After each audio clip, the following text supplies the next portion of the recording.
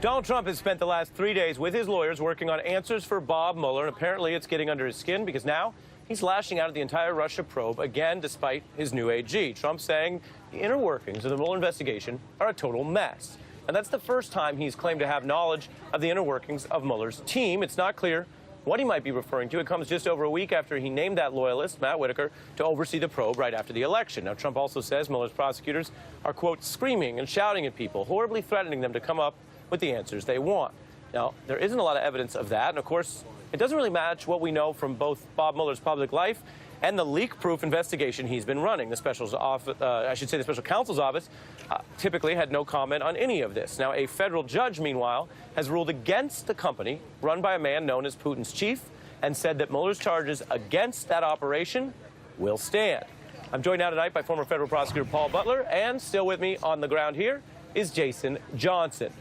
Paul, what does it tell you that Donald Trump has now put someone in that he thinks is better than Rod Rosenstein and Jeff Sessions at his goals for the DOJ, and he's still fulminating against this probe? So something is making President Trump run scared. Ari, I think there are three possibilities. The most nefarious is that his dude, Matt Whitaker, is now in charge of the investigation. He's getting information from Mueller.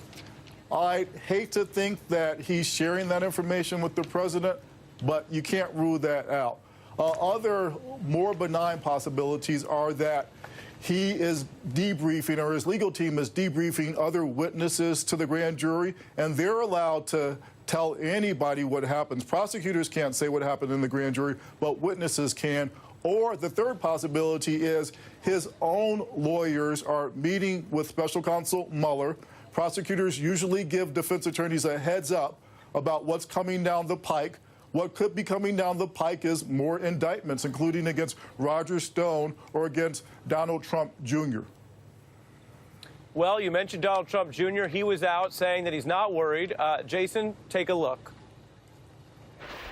Are you scared that you could go to jail? I'm not, because I know what I did, and I'm not worried about any of that. You know, that doesn't mean they won't try to create something. I mean, we've seen that happen with everything. But, you know, again, I'm not. He's not worried. Yeah, I don't buy that. It's like that old Chappelle Show sketch. It's like, I'll go to jail. I'll go to jail. He doesn't want to go to jail. He doesn't want to be indicted, and he's terrified. And he's been saying this for weeks now. I think the issue is he doesn't know what kind of charges could be coming. And that's what's interesting about what the president has just said. Oh, I think Mueller is the inside of it is a mess. They don't know. They're spitballing. They hope that Mueller will leak. This whole investigation has been a steel trap. They have been the New England Patriots. They don't leak. They don't talk. No one knows anything. And everyone is just hoping right now that when these indictments come out, because they'll be coming soon, I suspect they'll be coming before the end of the year, they're just hoping that the charges aren't things that they can't get out of court. Although I wouldn't always compare Mueller to the Patriots because he doesn't cheat. Well, it doesn't quite count as cheating if you still win. I'm just saying. You know what, Paul? Eagles fan. That's a bigger issue than the Russia controversy to try to get into that. I'm out of my depth. But I want to ask you what it means that we're out of the so-called quiet period. Our viewers have learned a lot from prosecutors like yourself about how, while it's not a law, there is certainly a tradition of avoiding big moves before an election. Donald Trump may not care about that, but he certainly waited to do the Whitaker thing till after, maybe because he thought it would look bad, look guilty going right into the midterms, bring Russia back up. But Mueller hasn't done anything big in public yet. Do you interpret anything from that? Absolutely, that Robert Mueller respects the norms and traditions of the Justice Department.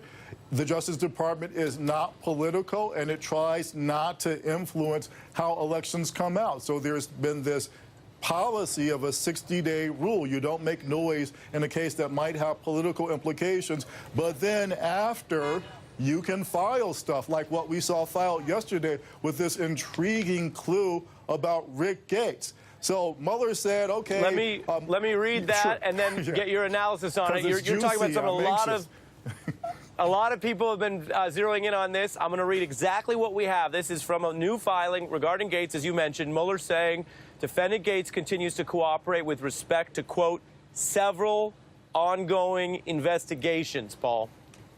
Wow, this is juicy, Ari. So we know that other people are ready for sentencing, like George Papadopoulos, Michael Flynn, but there's something about this cat, Roger Gates, that he's not ready. And what else do we know about Rick Gates? We know that even after Paul Manafort got fired, Rick Gates stayed on with the Trump campaign. He was riding around in that Trump plane in August of 2016. He was the campaign representative to the RNC, and he even was part of the Trump inaugural team. So he knows stuff, and now it's in his interest to tell Mueller everything that he knows. He's still looking at 10 years in prison. The more goods he gives up, the less time that he does. Again, whatever he's telling Mueller is good enough that Mueller wants to keep listening.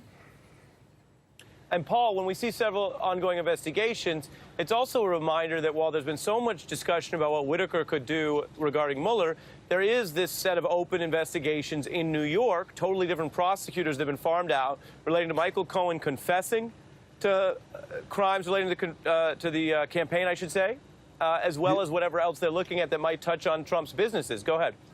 So Whitaker directly supervises Robert Mueller now, thanks to the president's move. He's still the boss of U.S. attorneys all over the country, but he should not be involved in direct supervision. And so Mueller, very canny, very savvy, farmed off aspects of this investigation to other U.S. attorneys, and that insulates those investigations in part. But remember, Mueller still got the meat and potatoes. His jurisdiction is collusion and obstruction. He's hanging on to that. There was this idea that there's going to be a report really soon and Mueller's going to go back to whatever he was doing. That filing yesterday, it sure didn't suggest that. It looks like Mueller has a ways to go. Well, and you're getting into the org chart here. Your point is that while the special counsel is, by its very nature and name, special, and we knew all about Rosenstein and now Whitaker having that direct oversight interaction, you're saying the stuff in New York, the U.S. attorney level stuff, it wouldn't really be appropriate for Whitaker to be involved in that day-to-day?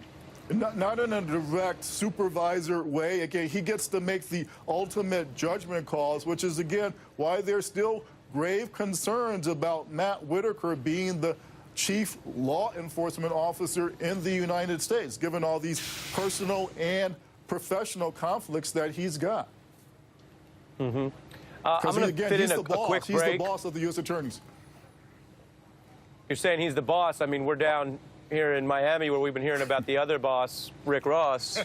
Rick Ross, the boss.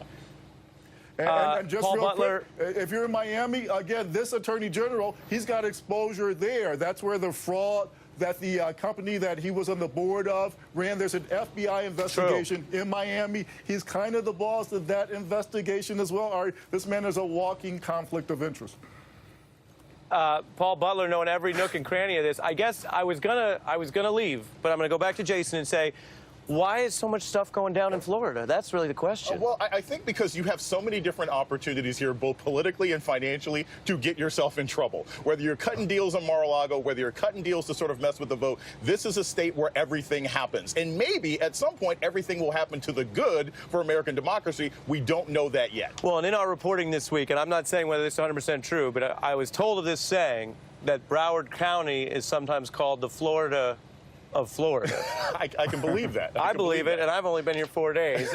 Jason Stays, Paul Butler, again, thank you for walking us through so many of those intricacies. We're going to turn now to this growing